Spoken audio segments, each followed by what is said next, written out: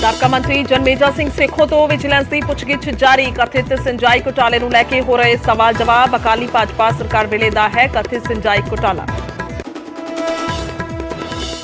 Cricketer Rishabh ਪੰਤ ਦੀ ਕਾਰ ਦਾ ਹੋਇਆ ਭਿਆਨਕ accident. Divider ਦੇ ਨਾਲ ਟਕਰਾਉਣ ਤੋਂ ਬਾਅਦ ਕਾਰ ਨੂੰ ਲੱਗੀ ਅੱਗ। ਹਾਦਸੇ 'ਚ ਪੰਤ ਗੰਭੀਰ ਜ਼ਖਮੀ। ਚੰਡੀਗੜ੍ਹ ਦੀ ਅਦਾਕਾਰਾ ਤੁਨੀਸ਼ਾ ਦੀ ਮਾਂ ਨੇ ਸਿਜ਼ਾਨ ਤੇ ਲਾਏ ਵੱਡੇ ਇਲਜ਼ਾਮ। ਕਿਹਾ ਮੇਰੀ ਧੀ ਨੂੰ ਦਿੱਤਾ ਧੋਖਾ। ਸੈੱਟ ਤੇ ਡਰੱਗਸ ਲੈਂਦਾ ਸੀ ਸਿਜ਼ਾਨ। ਇਸਲਾਮ ਦਾ ਪਾਲਨ ਕਰਨ ਲਈ ਵੀ ਕੀਤਾ ਮਜਬੂਰ। ਪ੍ਰਧਾਨ ਮੰਤਰੀ ਮੋਦੀ ਦੀ ਮਾਤਾ ਹੀਰਾਬਾ ਪੰਜ ਤੱਤਾਂ ਦੇ ਵਿੱਚ ਵਿਲੀਨ। ਪੀਐਮ ਨੇ ਦਿੱਤੀ ਅਗਨੀ। ਹੀਰਾਬਾ ਨੇ 100 ਸਾਲ ਦੀ ਉਮਰ ਦੇ ਵਿੱਚ ਲਏ ਆਖਰਲੇ ਸਾਹ। ਪੀਐਮ ਮੋਦੀ ਦੀ ਮਾਤਾ ਦੇ ਦੇਹਾਂਤ ਤੇ ਸਿਆਸੀ ਲੀਡਰਾਂ ਨੇ ਵੀ ਜਤਾਇਆ ਦੁੱਖ। ਕੇਂਦਰੀ ਗ੍ਰਹਿ ਮੰਤਰੀ ਅਮਿਤ ਸ਼ਾਹ, ਰਾਹੁਲ ਗਾਂਧੀ ਤੇ ਮੁੱਖ ਮੰਤਰੀ ਭਗਵੰਤ ਮਾਨ ਨੇ ਦਿੱਤੀ ਸ਼ਰਧਾਂਜਲੀ। ਟਵੀਟ ਕਰ ਕਿਹਾ ਮਾਂ ਦਾ ਜ਼ਿੰਦਗੀ ਤੋਂ ਜਾਣਾ ਕਦੇ ਨਾ ਪੂਰਾ ਹੋਣ ਵਾਲਾ ਘਾਟਾ। ਪੰਜਾਬ ਦੇ 56 ਪ੍ਰਾਇਮਰੀ ਸਕੂਲਾਂ ਦੇ ਬਦਲੇ ਜਾਣਗੇ ਨਾਂ। ਜਾਤ ਅਦਾਲਤ ਨਾਮ ਬਦਲ ਕੇ ਸ਼ਹੀਦਾਂ ਤੇ ਗੁਰੂਆਂ ਦੇ ਨਾਵਾਂ ਤੇ ਰੱਖੇ ਜਾਣਗੇ ਸਕੂਲ ਦੇ ਨਾਂ। ਪੰਜਾਬ ਸਰਕਾਰ ਨੇ ਸਿੱਖਿਆ ਵਿਭਾਗ ਨੂੰ ਜਾਰੀ ਕੀਤੇ ਨਿਰਦੇਸ਼। ਸਿਹਤ ਮੰਤਰੀ ਨੇ ਚੇਤਨ ਸਿੰਘ ਜੋੜਾ ਮਾਜਰਾ ਨੇ ਮੁਹੱਲਾ ਕਲੀਨਿਕ ਦਾ ਕੀਤਾ ਦੌਰਾ। ਮੋਹਾਲੀ ਦੇ ਕਲੀਨਿਕ ਦੇ ਵਿੱਚ ਸਹੂਲਤਾਂ ਦਾ ਲਿਆ ਜਾਇਜ਼ਾ। ਲੋਕਾਂ ਤੋਂ ਵੀ ਲਈ ਫੀਡਬੈਕ। ਪੰਜਾਬ ਦੀਆਂ ਜੇਲ੍ਹਾਂ ਤੋਂ ਮੋਬਾਈਲ ਮਿਲਣ ਦਾ ਸਿਲਸਿਲਾ ਲਗਾਤਾਰ ਜਾਰੀ। ਫਰੀਦਕੋਟ ਤੇ ਫਿਰੋਜ਼ਪੁਰ ਜੇਲ੍ਹ ਦੇ ਵਿੱਚ 12 ਸੁੱਟੇ ਫੋਨ, 11 ਮੋਬਾਈਲ ਅਤੇ ਤੰਬਾਕੂ ਵੀ ਬਰਾਮਦ। ਕਪੂਰਥਲਾ 'ਚ ਭਿਆਨਕ ਸੜਕ ਹਾਦਸਾ। ਦਰਖਤ ਨਾਲ ਟਕਰਾਈ ਤੇਜ਼ ਰਫ਼ਤਾਰ ਬੇਕਾਬੂ ਕਾਰ। ਹਾਦਸੇ 'ਚ ਨੌਜਵਾਨ ਦੀ ਮੌਤ, ਇੱਕ ਗੰਭੀਰ ਜ਼ਖਮੀ।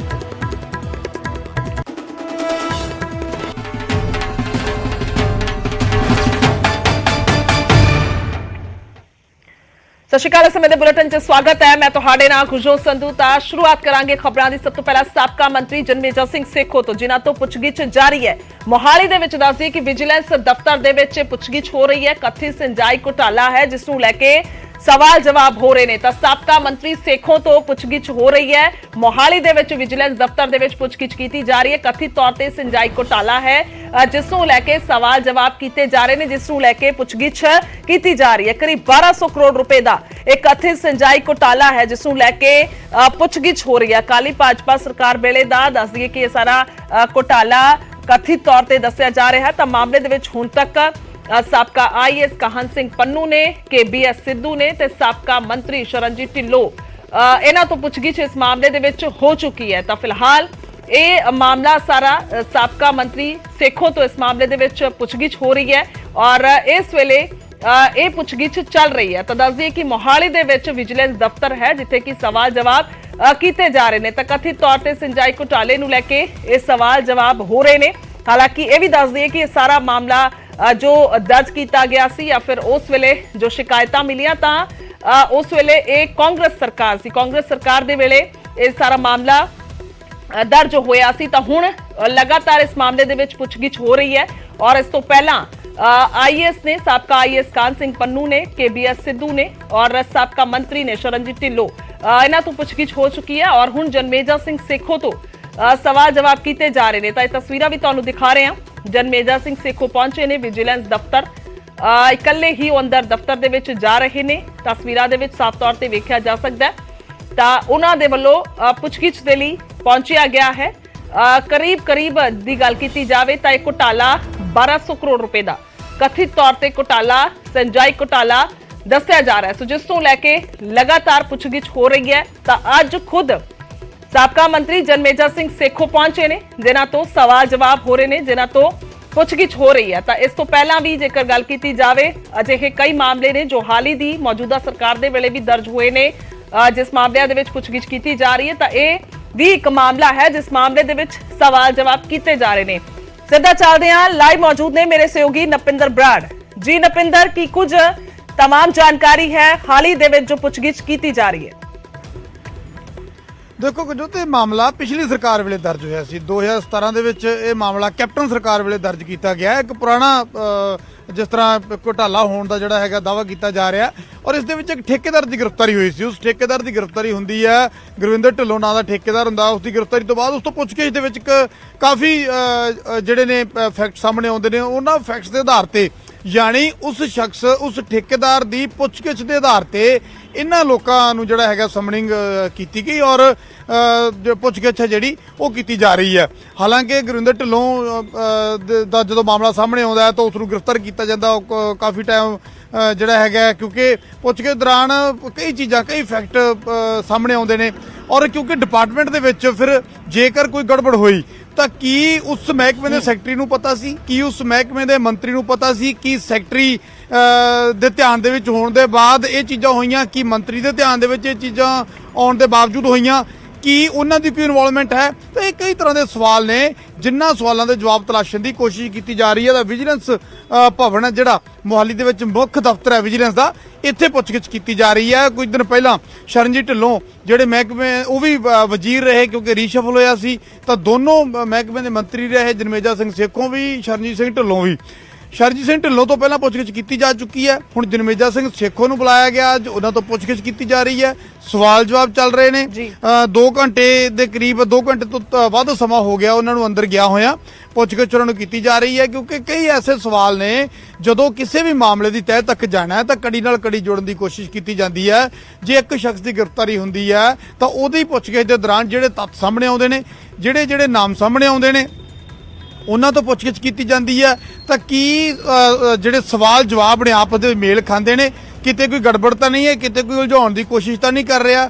ਔਰ ਅਗਰ ਇਸ ਮਾਮਲੇ ਦੇ ਵਿੱਚ ਵੱਡਾ ਘੁਟਾਲਾ ਹੋਇਆ ਤਾਂ ਫਿਰ ਆਖਿਰ ਮੁੱਖ ਤੌਰ ਤੇ ਜ਼ਿੰਮੇਵਾਰ ਕੌਣ ਹੈ? ਹਾਲਾਂਕਿ ਸ਼ਰਨਜੀਤ ਢਿੱਲੋਂ ਹੋਣੀ ਪਿਛਲੇ ਦਿਨਾਂ ਦੇ ਵਿੱਚ ਸਾਫ਼ ਤੌਰ ਤੇ ਉਹਨਾਂ ਨੇ ਪ੍ਰੈਸ ਕਾਨਫਰੰਸ ਕਰਕੇ ਵੀ ਇਹ ਦਾਅਵਾ ਕੀਤਾ ਸੀ ਕਿ ਮੇਰਾ ਇਸ ਮਾਮਲੇ ਦੇ ਨਾਲ ਕੋਈ ਲੈਣਾ ਦੇਣਾ ਨਹੀਂ ਹੈ, ਮੇਰਾ ਇਸ ਮਾਮਲੇ ਚੋਂ ਨਾਮ ਹੈ ਜਿਹੜਾ ਉਹ ਮੇਰੀ ਪੁੱਛਗਿੱਛ ਹੈ ਜਿਹੜੀ ਮੈਨੂੰ ਨਾ ਬੁਲਾਇਆ ਜਾਵੇ, ਮੈਨੂੰ ਨਾ ਤਲਬ ਕੀਤਾ ਜਾਵੇ।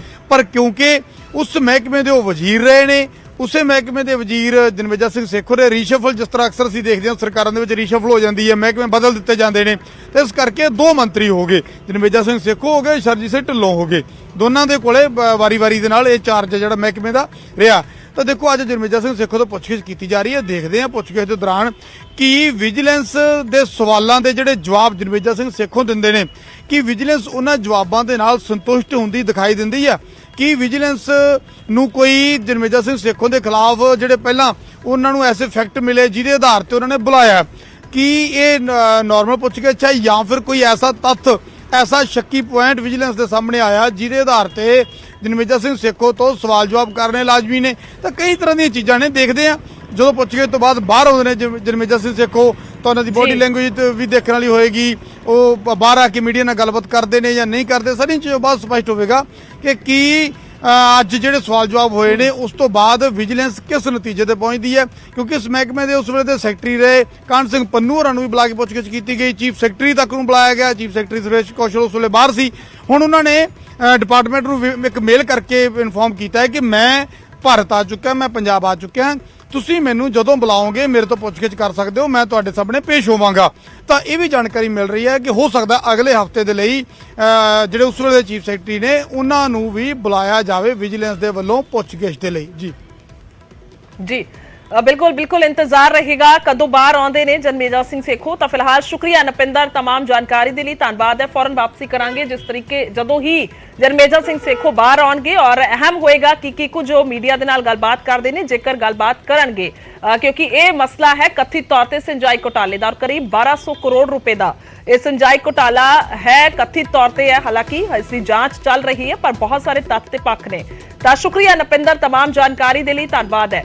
ਤਾਂ ਜਨਮੇਜਾ ਸਿੰਘ ਸੇਖੋਂ ਤੋਂ ਪੁੱਛਗਿੱਛ ਹੋ ਰਹੀ ਹੈ ਔਰ ਤਸਵੀਰਾਂ ਵੀ ਸਾਨੂੰ ਦਿਖਾਈਆਂ ਨੇ ਕਿ ਆਫਿਸ ਦੇ ਵਿੱਚ, ਦਫ਼ਤਰ ਦੇ ਵਿੱਚ ਇਸ ਵੇਲੇ 2 ਘੰਟੇ ਤੋਂ ਲਗਾਤਾਰ ਪੁੱਛਗਿੱਛ ਚੱਲ ਰਹੀ ਹੈ ਔਰ ਅੱਗੇ ਵੀ ਹੋਰ ਸੰਭਵਤਾ ਮੰਨੀ ਜਾ ਰਹੀ ਹੈ ਕਿ ਹੋਰ ਕੁਝ ਸਮਾਂ ਪੁੱਛਗਿੱਛ ਹੋ ਸਕਦੀ ਹੈ।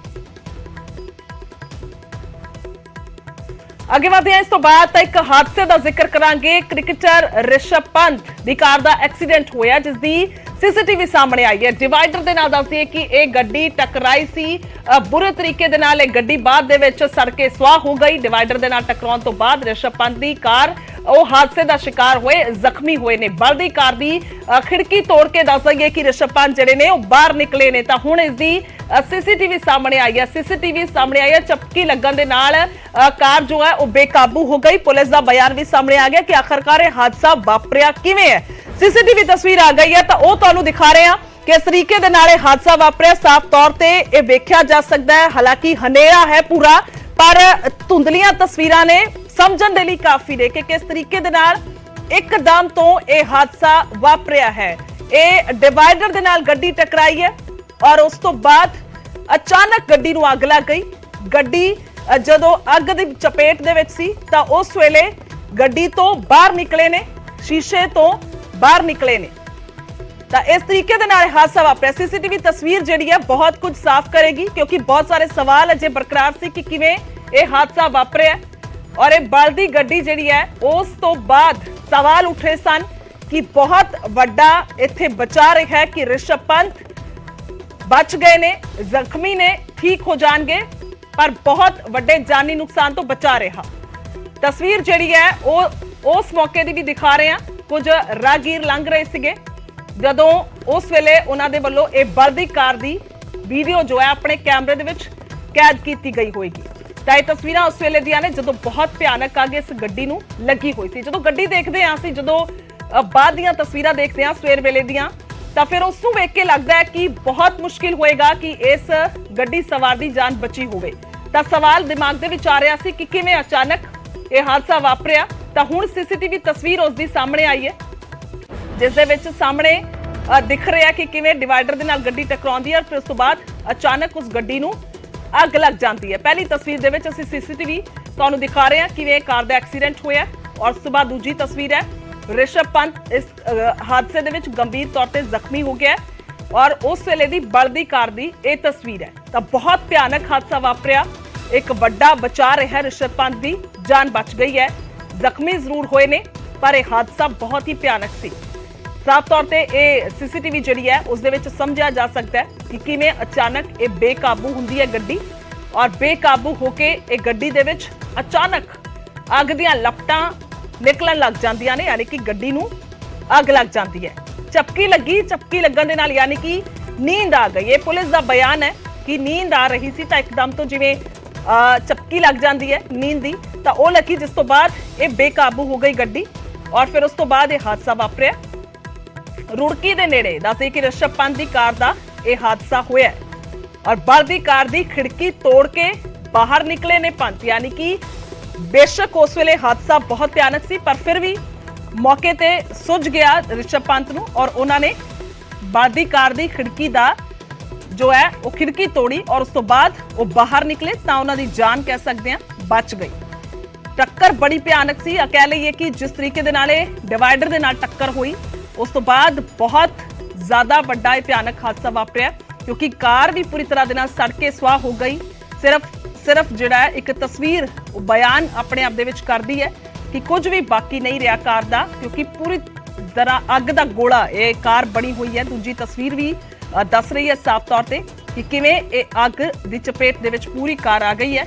ਹਾਲਾਂਕਿ ਹਸਪਤਾਲ ਦੇ ਵਿੱਚ ਜੇਰੇ ਇਲਾਜ ਨੇ ਰਿਸ਼ਭ ਪੰਤ, ਕ੍ਰਿਕਟਰ ਨੇ, ਮਸ਼ਹੂਰ ਕ੍ਰਿਕਟਰ ਨੇ ਰਿਸ਼ਭ ਪੰਤ, ਜਿਨ੍ਹਾਂ ਦੀ ਕਾਰ ਦਾ ਐਕਸੀਡੈਂਟ ਹੋਇਆ ਔਰ ਉਸ ਦੀ ਹੁਣ ਸੀਸੀਟੀਵੀ ਤਸਵੀਰ ਇਹ ਸਾਹਮਣੇ ਆਈ ਹੈ ਜੋ ਤੁਹਾਨੂੰ ਪਹਿਲੀ ਤਸਵੀਰ ਦੇ ਵਿੱਚ ਅਸੀਂ ਦਿਖਾ ਰਹੇ ਹਾਂ ਕਿਸ ਤਰੀਕੇ ਦੇ ਨਾਲ ਡਿਵਾਈਡਰ ਦੇ ਨਾਲ ਇੱਕ ਗੱਡੀ ਟਕਰਾਉਂਦੀ ਹੈ ਔਰ ਫਿਰ ਬਾਅਦ ਦੇ ਵਿੱਚ ਅਚਾਨਕ ਅੱਗ ਲੱਗ ਜਾਂਦੀ ਹੈ। ਬਹੁਤ ਜ਼ਿਆਦਾ ਕਈ ਮਾਮਲੇ ਅਜਿਹੇ ਪਿਛਲੇ ਸਮੇਂ 'ਚ ਅਸੀਂ ਵੇਖੇ ਨੇ, ਸੁਣੇ ਨੇ ਕਿ ਜਦੋਂ ਅਚਾਨਕ ਤੋਂ ਗੱਡੀ ਦੇ ਵਿੱਚ ਅੱਗ ਲੱਗ ਜਾਂਦੀ ਹੈ। ਬਹੁਤ ਸਾਰੇ ਕਾਰਨ ਉਸ ਦੇ ਮੰਨੇ ਜਾਂਦੇ ਨੇ। ਹਾਲਾਂਕਿ ਇਹ ਹੁਣ ਪੁਲਿਸ ਦੀ ਜਾਂਚ ਦਾ ਵਿਸ਼ਾ ਹੈ ਕਿ ਕਿਵੇਂ ਅਚਾਨਕ ਇਹ ਅੱਗ ਲੱਗ ਗਈ, ਪਰ ਟੱਕਰ ਕਈ ਵਾਰ ਅਜਿਹੀ ਹੁੰਦੀ ਹੈ, ਭਿਆਨਕ ਹੁੰਦੀ ਹੈ ਕਿ ਇੱਕਦਮ ਤੋਂ ਗੱਡੀ 'ਚ ਅਚਾਨਕ ਅੱਗ ਲੱਗ ਜਾਂਦੀ ਹੈ ਔਰ ਫਿਰ ਬਹੁਤ ਮੁਸ਼ਕਿਲ ਹੋ ਜਾਂਦਾ ਹੈ ਉਸ ਹਾਦਸੇ ਨੂੰ ਕੰਟਰੋਲ ਕਰਨਾ ਜਾਂ ਸਵਾਰੀਆਂ ਦੀ ਜਾਨ ਬਚਾਉਣਾ।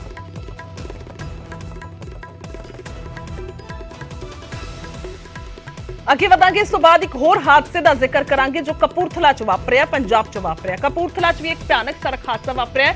ਬੇਕਾਬੂ ਕਾਰ ਦਰਖਤ ਦੇ ਨਾਲ ਜਾ ਟਕਰਾਈ ਹੈ ਔਰ ਇਹ ਆਮ ਨਹੀਂ ਬਲਕਿ ਇਹ ਹਾਦਸੇ ਦੀਆਂ ਤਸਵੀਰਾਂ ਹੈਰਾਨ ਕਰਦੀਆਂ ਨੇ ਕਿ ਕਿਵੇਂ ਇਹ ਬੇਕਾਬੂ ਹੋਈ ਹੋਏਗੀ ਕਾਰ, ਔਰ ਕਿਉਂਕਿ ਕਾਰ ਜਿਹੜੀ ਹੈ ਉਹ ਦਰਖਤ ਦੇ ਹੇਠਾਂ ਆਈ ਹੋਈ ਹੈ।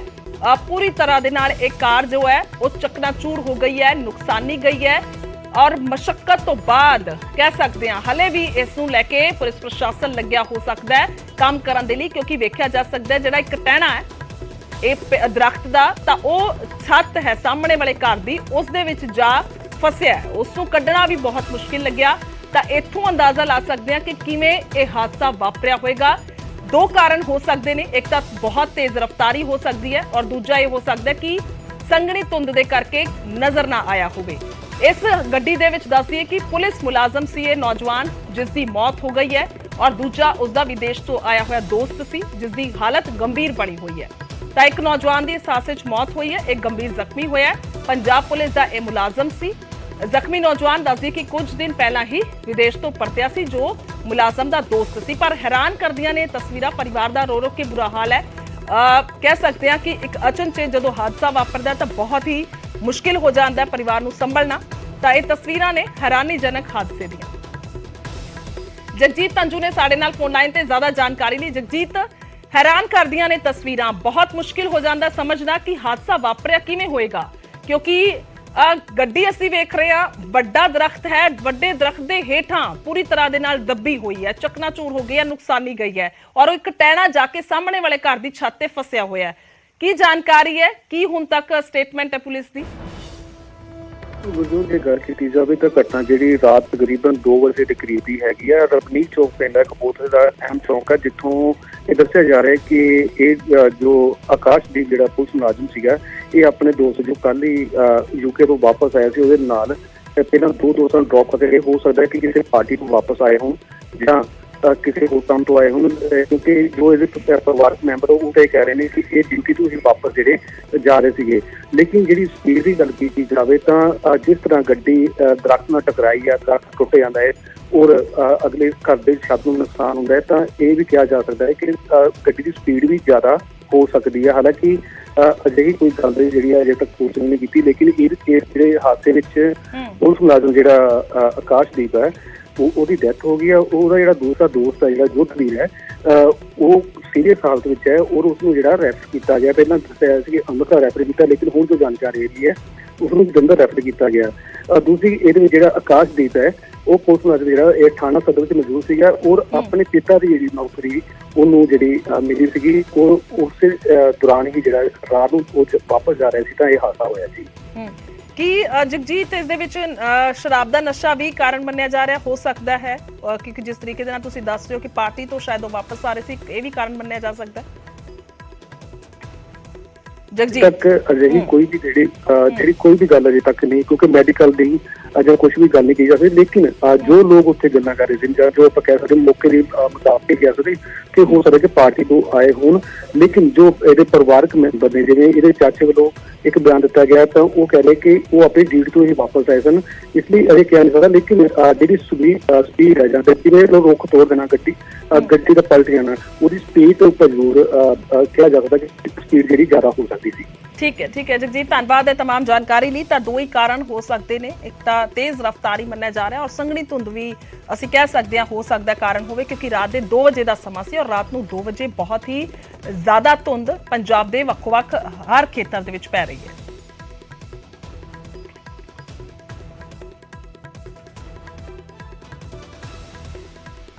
अगे बढ़ांगे, खबर कैनेडा तो है। कैनेडा दे विच एक होर पंजाबी नौजवान की मौत हो गई है। हशीश सिंह है जिसकी हार्ट अटैक के नाल मौत हुई है। 2 दिन पहला दस दी कि स्टडी वीजे ते ये कैनेडा गया सी, हार्ट अटैक के नाल मौत हो गई। कैनेडा के ब्रैम्पटन दे विच हशीश रह रहा सी। पटियाला के अर्बन स्टेट का हशीश रहन वाला सी तां सिर्फ 2 दिन पहला ही कैनेडा पहुंचिया सी स्टडी वीजे ते।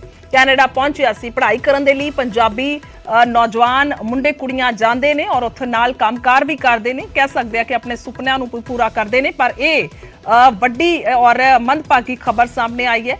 पटियाला का यह नौजवान रहन वाला सी जो 2 दिन पहला कैनेडा गया और हुण खबर आउंदी है कि हशीश सिंह की हार्ट अटैक के नाल मौत हो गई है। स्टडी वीजे ते गया सी, कैनेडा के ब्रैम्पटन दे विच रह रहा सी हशीश, पटियाला के अर्बन स्टेट का रहन वाला सी और जिसकी मौत की यह खबर सामने आई है। मनोज शर्मा फोन लाइन ते ने साडे नाल ज्यादा जानकारी ली। मनोज, की कुछ पूरी जानकारी है? दस दे कि हशीश सिंह नाम का जो लड़का है, इकल्ला लड़का से अपनी मां भी उन्होंने इकल्ले परिवार के सिर्फ मां ते बेटा सी ते यह ब्रैम्पटन गया सी 2 दिन पहला स्टडी वीजा दे पर कनेडा दे विच। खबर आई है कि हशीश की हार्ट अटैक के नाल मौत हो गई है। जिस तो बाद ਜਿਹੜੇ ਉਹਨਾਂ ਦੇ ਮਾਤਾ ਹੈਗੇ ਨੇ ਉਹਨਾਂ ਦੇ ਕੋਲ ਵੀ ਦੁੱਖਾਂ ਦਾ ਪਹਾੜ ਟੁੱਟੇ, ਜਿਨ੍ਹਾਂ ਨੇ ਕਿ ਸੁਨਹਿਰੇ ਭਵਿੱਖ ਦੇ ਲਈ ਆਪਣੇ ਬੇਟੇ ਨੂੰ ਕੈਨੇਡਾ ਭੇਜਿਆ ਸੀ। ਸੋ ਫਿਲਹਾਲ ਜਿਹੜੀ ਉਹਦੀ ਡੈਡ ਬੋਡੀ ਹੈਗੀ ਉਹ ਵਾਪਸ ਲਿਆਉਣ ਦੇ ਲਈ ਜਾਰੀ ਹੈ ਕਿ ਜਿਹੜੀ ਵੀ ਕਾਨੂੰਨੀ ਪ੍ਰਕਿਰਿਆ ਹੈਗੀ ਉਹਦੇ ਰਾਹੀਂ ਜਿਹੜੀ ਦੀ ਲਾਸ਼ ਹੈ ਹਸ਼ੀਸ਼ ਦੀ, ਉਹ ਪਛਾਣ ਲਈ ਜਾਵੇ। ਪਰ ਫਿਲਹਾਲ ਉੱਥੇ ਸੰਪਰਕ ਹੀ ਕੀਤਾ ਜਾ ਰਿਹਾ ਕਿਉਂਕਿ ਪਰਿਵਾਰ ਦੇ ਵਿੱਚ ਸਿਰਫ ਉਹਨਾਂ ਦੇ ਮਾਤਾ ਹੀ ਦੱਸੇ ਜਾ ਰਹੇ ਨੇ। ਪਰ ਇਹ ਗੱਲ ਸਾਫ਼ ਹੈ ਕਿ ਸੁਨਹਿਰੀ ਭਵਿੱਖ ਦੀ ਆਸ ਨੂੰ ਲੈ ਕੇ ਜਿਹੜੇ ਬੱਚੇ ਜਾਂਦੇ ਨੇ ਤੇ ਉਹਨਾਂ ਦੇ ਨਾਲ ਐਸੀ ਘਟਨਾ ਦਾ ਵਾਪਰ ਜਾਣਾ ਆਪ ਦੇ ਵਿੱਚ ਬਹੁਤ ਗੁਰਜੋਤ ਦੁਖਦਾਈ ਹੈ। बिल्कुल ਧੰਨਵਾਦ ਹੈ ਮਨੋਜ ਤਮਾਮ ਜਾਣਕਾਰੀ ਲਈ। ਤਾਂ ਦੁਖਦਾਈ ਘਟਨਾ ਹੈ ਔਰ ਪਰਿਵਾਰ ਜੋ ਹੈ ਸਿਰਫ ਮਾਂ ਤੇ ਪੁੱਤ ਹੀ ਸਨ, ਇਹ ਜਾਣਕਾਰੀ ਹੈ। ਤਾਂ ਜਿਸ ਤੋਂ ਬਾਅਦ ਇੱਕ ਵੱਡਾ ਪਹਾੜ ਟੁੱਟਿਆ ਹੈ ਮਾਂ ਤੇ ਜੋ ਹੁਣ ਇਸ ਦੁਨੀਆ 'ਚ ਇਕੱਲੀ ਹੀ ਰਹਿ ਗਈ ਹੈ ਕਿਉਂਕਿ ਪੁੱਤ ਸੀ, ਉਸ ਨੂੰ ਵੀ ਕੈਨੇਡਾ ਭੇਜਿਆ ਪਰ ਉਸ ਦੀ ਹੁਣ ਮੌਤ ਦੀ ਖਬਰ ਸਾਹਮਣੇ ਆਈ।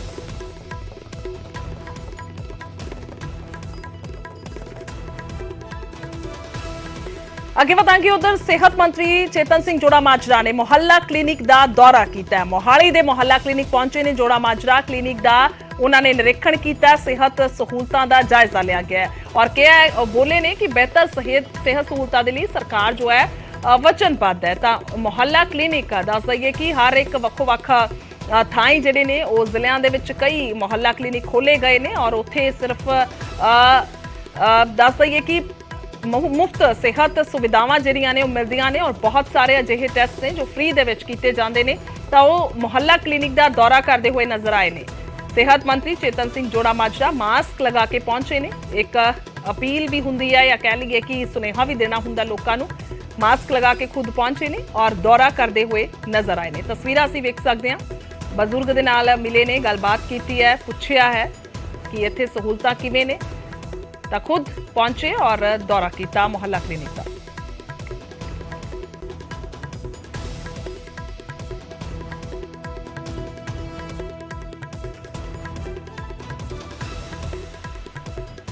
ਉਧਰ ਪੰਜਾਬ ਦੇ 56 ਪ੍ਰਾਇਮਰੀ ਸਕੂਲਾਂ ਦੇ ਨਾਂ ਬਦਲੇ ਜਾਣਗੇ। ਪੰਜਾਬ ਸਰਕਾਰ ਨੇ ਸਿੱਖਿਆ ਵਿਭਾਗ ਨੂੰ ਇਸ ਦੇ ਬਾਬਤ ਨਿਰਦੇਸ਼ ਦੇ ਦਿੱਤੇ ਨੇ। ਜਾਤ ਅਦਾਲਤ ਵਾਲੇ ਸਕੂਲਾਂ ਦੇ ਨਾਮ ਬਦਲੇ ਜਾਣਗੇ।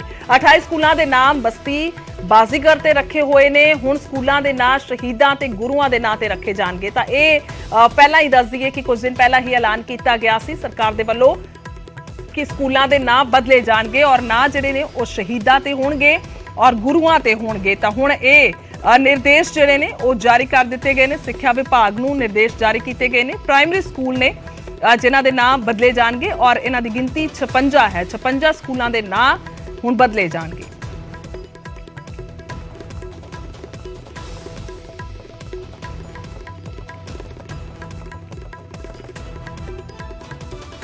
ਅੱਗੇ ਖਬਰ ਚੰਡੀਗੜ੍ਹ ਦੀ ਅਦਾਕਾਰਾ ਤੁਨੀਸ਼ਾ ਨੂੰ ਲੈ ਕੇ ਹੈ, ਜਿਸ ਦੀ ਮਾਂ ਨੇ ਸਿਜ਼ਾਨ ਤੇ ਗੰਭੀਰ ਇਲਜ਼ਾਮ ਲਗਾਏ ਨੇ। ਸਿਜ਼ਾਨ ਨੇ ਮੇਰੀ ਧੀ ਨੂੰ ਧੋਖਾ ਦਿੱਤਾ ਹੈ। ਤੁਨੀਸ਼ਾ ਦੀ ਮਾਂ ਦਾ ਕਹਿਣਾ ਸੈੱਟ ਤੇ ਡਰੱਗਸ ਵੀ ਲੈਂਦਾ ਸੀ ਸਿਜ਼ਾਨ।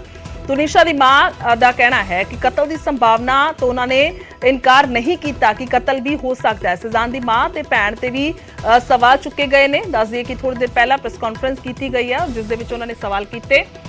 ਸਿਜ਼ਾਨ ਦੇ ਪਰਿਵਾਰ ਨੇ ਤੁਨੀਸ਼ਾ ਨੂੰ ਵਰਤਿਆ ਹੈ। ਉਹਨਾਂ ਨੇ ਵੀ ਕਿਹਾ ਮਾਂ ਤੇ ਪਰਿਵਾਰ ਤੋਂ ਤੁਨੀਸ਼ਾ ਨੂੰ ਦੂਰ ਕਰ ਦਿੱਤਾ ਸੀ। ਇਸਲਾਮ ਦਾ ਪਾਲਨ ਕਰਨ ਦੇ ਲਈ ਵੀ ਮਜਬੂਰ ਕੀਤਾ ਗਿਆ ਸੀ। ਇਹ ਵੀ ਉਹਨਾਂ ਨੇ ਕਿਹਾ ਬਹੁਤ ਗੰਭੀਰ ਇਲਜ਼ਾਮ ਤੁਨੀਸ਼ਾ ਦੀ ਮਾਂ ਦੇ ਵੱਲੋਂ ਲਗਾਏ ਗਏ ਨੇ।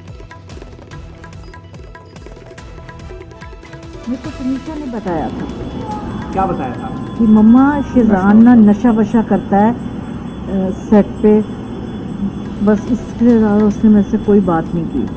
देखो मेरे टर्म्स इतने ज़्यादा नहीं था जैसा, लेकिन तुनिशा का आना जाना बहुत बढ़ गया था क्योंकि उसकी माँ उसको घर पे बुला लेती थी। तो घर पे आ, उसका जन्मदिन आया, उसने डेकोरेट कराया, घर केक लेके जा रही है, 25-25 हज़ार की गिफ्ट दे रही है तुनिशा उनको, ये सब चल रहा था।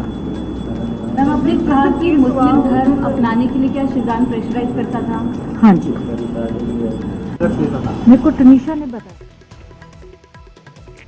ਅੱਗੇ ਵਧਦੇ ਹਾਂ। ਇਸ ਤੋਂ ਬਾਅਦ ਤਾਂ ਉਧਰ ਦੂਜੇ ਪਾਸੇ ਪੰਜਾਬ ਦੀਆਂ ਜੇਲ੍ਹਾਂ ਤੋਂ ਮੋਬਾਈਲ ਮਿਲਣ ਦਾ ਸਿਲਸਿਲਾ ਲਗਾਤਾਰ ਜਾਰੀ ਹੈ। ਫਰੀਦਕੋਟ, ਫਿਰੋਜ਼ਪੁਰ ਤੇ ਬਠਿੰਡਾ ਜੇਲ੍ਹ ਤੋਂ ਮੋਬਾਈਲ ਬਰਾਮਦ ਹੋਏ ਨੇ। ਫਰੀਦਕੋਟ ਜੇਲ੍ਹ ਦੇ ਵਿੱਚ ਦੱਸਦੀ ਕਿ ਬਾਹਰੋਂ 8 ਮੋਬਾਈਲ ਸੁੱਟੇ ਗਏ ਸੀ। ਤਾਂ ਲਗਾਤਾਰ ਇਹ ਖਬਰਾਂ ਸਾਹਮਣੇ ਆਉਂਦੀਆਂ ਨੇ ਪੰਜਾਬ ਦੀਆਂ ਵੱਖ-ਵੱਖ ਜੇਲ੍ਹਾਂ ਤੋਂ ਮੋਬਾਈਲ ਬਰਾਮਦ ਹੁੰਦੇ ਨੇ। ਫਰੀਦਕੋਟ ਜੇਲ੍ਹ ਦਾ ਜ਼ਿਕਰ ਕੀਤਾ ਜਾਏ, ਫਿਰੋਜ਼ਪੁਰ ਜੇਲ੍ਹ ਦਾ ਜ਼ਿਕਰ ਕੀਤਾ ਜਾਏ। ਪੁਲਿਸ ਨੇ 3 ਨੌਜਵਾਨਾਂ ਨੂੰ ਦੱਸ ਦਈਏ ਕਿ ਇਸ ਨੂੰ ਲੈ ਕੇ ਉਹਨਾਂ ਤੇ ਕਾਰਵਾਈ ਵੀ ਕੀਤੀ ਹੈ ਔਰ ਉਹਨਾਂ ਨੂੰ ਗ੍ਰਿਫਤਾਰ ਕੀਤਾ ਹੈ। ਕੈਦੀ ਤੇ ਹਵਾਲਾਤੀ ਦੇ ਖਿਲਾਫ ਕੇਸ ਵੀ ਦਰਜ ਕੀਤਾ ਗਿਆ। ਫਿਰੋਜ਼ਪੁਰ ਜੇਲ੍ਹ ਦੇ ਵਿੱਚ ਦੱਸ ਦਈਏ ਕਿ ਬਾਹਰੋਂ 4 ਪੈਕੇਟ ਸੁੱਟੇ ਗਏ ਸੀ ਜਿਨ੍ਹਾਂ 'ਚ 3 ਮੋਬਾਈਲ ਸੀ, 54 ਜਰਦੇ ਦੀਆਂ ਪੁੜੀਆਂ ਸਨ ਜਿਨ੍ਹਾਂ ਨੂੰ ਬਰਾਮਦ ਕੀਤਾ ਗਿਆ। ਬਠਿੰਡਾ ਜੇਲ੍ਹ ਤੋਂ ਵੀ ਹਵਾਲਾਤੀ ਤੋਂ ਮੋਬਾਈਲ ਬਰਾਮਦ ਹੋਇਆ। ਤਾਂ ਲਗਾਤਾਰ ਪੰਜਾਬ ਦੀਆਂ ਜੇਲ੍ਹਾਂ ਤੋਂ ਮੋਬਾਈਲ ਮਿਲਣ ਦਾ ਸਿਲਸਿਲਾ ਜਾਰੀ ਹੈ। ਉਧਰ ਪੀਐਮ ਨਰਿੰਦਰ ਮੋਦੀ ਦੀ ਮਾਤਾ ਦਾ ਅੰਤਿਮ ਸੰਸਕਾਰ ਹੋਇਆ। ਪੀਐਮ ਮੋਦੀ ਨੇ ਮ੍ਰਿਤਕ ਦੇਹ ਨੂੰ ਅਗਨੀ ਦਿੱਤੀ। ਗਾਂਧੀ ਨਗਰ ਦੇ ਵਿੱਚ ਅੰਤਿਮ ਸੰਸਕਾਰ ਹੋਇਆ। ਸਵੇਰੇ 3:30 ਵਜੇ ਮਾਂ ਤੇ ਵੱਲੋਂ ਮਾਂ ਹੀਰਾ ਬਾ ਦੇ ਵੱਲੋਂ ਜਿਹੜੇ ਨੇ ਅਖਿਰਲੇ ਸਾਹ ਲਏ ਗਏ ਸਨ। ਤਾਂ ਅੱਜ ਤੜਕੇ ਅਹਿਮਦਾਬਾਦ ਦੇ ਵਿੱਚ ਹੀਰਾ ਬਾ ਦਾ ਦੇਹਾਂਤ ਹੋਇਆ ਸੀ। ਅਹਿਮਦਾਬਾਦ ਦੇ ਹਸਪਤਾਲ ਦੇ ਵਿੱਚ ਆਖਰੀ ਸਾਹ ਲਏ ਸਨ। ਹੀਰਾ ਬਾ ਦਾ 100 ਸਾਲ ਦੀ ਉਮਰ ਦੇ ਵਿੱਚ ਦੇਹਾਂਤ ਹੋਇਆ। ਤਾਂ ਤਸਵੀਰਾਂ ਵੀ ਤੁਹਾਨੂੰ ਦਿਖਾਈਆਂ ਔਰ ਇਹ ਤਸਵੀਰ ਹੈ ਜਿਸ ਵੇਲੇ ਸ਼ਰਧਾਂਜਲੀ ਭੇਂਟ ਕਰਦੇ ਹੋਏ ਨਜ਼ਰ ਆਏ ਨੇ ਪੀਐਮ ਨਰਿੰਦਰ ਮੋਦੀ। ਤਾਂ ਆਪਣੇ ਭਰਾ ਦੇ ਘਰ ਪਹੁੰਚੇ ਕਿਉਂਕਿ ਉਹਨਾਂ ਦੇ ਨਾਲ ਹੀ ਉਹਨਾਂ ਦੀ ਮਾਤਾ ਰਹਿੰਦੇ ਸਨ। ਪੰਕਜ ਮੋਦੀ ਦੇ ਘਰ ਜਿਹੜੀ ਹੈ ਮ੍ਰਿਤਕ ਦੇ ਲਿਆਂਦੀ ਗਈ। ਤਾਂ ਇਹ ਤਸਵੀਰ ਹੈ ਉਸ ਵੇਲੇ ਦੀ ਜਿਸ ਵੇਲੇ ਪੀਐਮ ਨਰਿੰਦਰ ਮੋਦੀ ਪਹੁੰਚੇ ਸੀ ਆਪਣੀ ਮਾਂ ਦੇ ਦੇਹਾਂਤ ਮੌਕੇ ਔਰ ਮੋਢਾ ਦਿੱਤਾ, ਅਰਥੀ ਨੂੰ ਮੋਢਾ ਦਿੱਤਾ। ਔਰ ਇਹ ਉਸ ਵੇਲੇ ਦੀ ਤਸਵੀਰ ਹੈ ਜਿਸ ਵੇਲੇ ਅੰਤਿਮ ਸੰਸਕਾਰ ਦੀਆਂ ਰਸਮਾਂ ਅਦਾ ਕੀਤੀਆਂ ਜਾ ਰਹੀਆਂ ਸਨ, ਲਿਜਾਇਆ ਜਾ ਰਿਹਾ ਸੀ। ਉਸ ਵੇਲੇ ਖੁਦ ਮੋਢਾ ਦਿੱਤਾ ਗਿਆ ਪੀਐਮ ਮੋਦੀ ਦੇ ਵੱਲੋਂ। ਤਾਂ ਅੰਤਿਮ ਸੰਸਕਾਰ ਮੌਕੇ ਵੀ ਖੁਦ ਮੁੱਖ ਅਗਨੀ ਜਿਹੜੀ ਹੈ ਉਹ ਪੀਐਮ ਨਰਿੰਦਰ ਮੋਦੀ ਨੇ ਦਿੱਤੀ। ਇਹ ਉਸ ਵੇਲੇ ਦੀ ਤਸਵੀਰ ਹੈ ਜਿਸ ਵੇਲੇ ਮੁੱਖ ਅਗਨੀ ਦਿੱਤੀ ਗਈ ਪੀਐਮ ਨਰਿੰਦਰ ਮੋਦੀ ਦੇ ਵੱਲੋਂ। तो ट्वीट किया गया है, ट्वीट खुद भी नरेंद्र मोदी ने किया है पर बाकी होर राजनीतिक जिहड़े नेता ने उन्होंने ट्वीट किया। राष्ट्रपति द्रौपदी मुर्मू दे वल्लों ट्वीट किया गया पीएम नरेंद्र मोदी की माता हीराबा दा 100 साल का संघर्षमई जीवन भारतीय आदर्शों का प्रतीक है। श्री मोदी ने अपने जीवन दे विच मातृ देह दी भावना ते हीराबा दीआं कदरां कीमतां नूं ग्रहण किया। मैं पवित्र आत्मा की शांति लई अरदास करदी हां, परिवार प्रति मेरी संवेदना। ਤਾਂ ਇਸ ਤੋਂ ਇਲਾਵਾ ਰਾਹੁਲ ਗਾਂਧੀ ਨੇ ਵੀ ਟਵੀਟ ਕੀਤਾ ਔਰ ਉਹਨਾਂ ਦੇ ਵੱਲੋਂ ਲਿਖਿਆ ਗਿਆ ਪ੍ਰਧਾਨ ਮੰਤਰੀ ਨਰਿੰਦਰ ਮੋਦੀ ਜੀ ਦੀ ਮਾਤਾ ਹੀਰਾਬਾ ਦੇ ਦੇਹਾਂਤ ਦੀ ਖਬਰ ਬਹੁਤ ਦੁਖਦਾਈ ਹੈ। ਇਸ ਔਖੇ ਸਮੇਂ ਤੇ ਮੈਂ ਉਹਨਾਂ ਅਤੇ ਉਹਨਾਂ ਦੇ ਪਰਿਵਾਰ ਦੇ ਨਾਲ ਆਪਣੀ ਡੂੰਘੀ ਸੰਵੇਦਨਾ ਤੇ ਪਿਆਰ ਪ੍ਰਗਟ ਕਰਦਾ ਹਾਂ। ਤਾਂ ਉਸ ਤੋਂ ਬਾਅਦ ਭਗਵੰਤ ਮਾਨ ਮੁੱਖ ਮੰਤਰੀ ਵੀ ਟਵੀਟ ਕਰਦੇ ਨੇ ਔਰ ਦੁੱਖ ਉਹਨਾਂ ਦਾ ਕਹਿਣਾ ਹੈ कि प्रधानमंत्री मोदी जी दे माता जी दे देहांत की दुखद खबर मिली। एक मां दा जिंदगी तो चले जाना जीवन की सब तो वड्डी ना पूरी होने वाली कमी है। दुख की इस घड़ी विच प्रधानमंत्री जी ते उन्हां दे परिवार दे प्रति हमदर्दी प्रगटाउंदा हां। परमात्मा माता जी नूं अपने चरनां च निवास देवे। तां इह ट्वीट कीते गए।